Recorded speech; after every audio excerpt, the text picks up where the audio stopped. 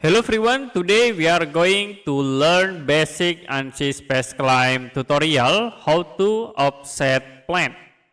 So if you want to create plan, you can go to design tab and then click on the plan tools. I will select and then you can click on the top face of the object. I will click at this face. The next, if you want to offset these plans, we can use the move tools. Click here move, select the plan object.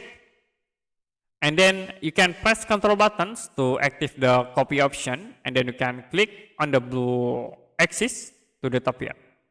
You also can set for the offset distance. I will set into 7 and you can press enter.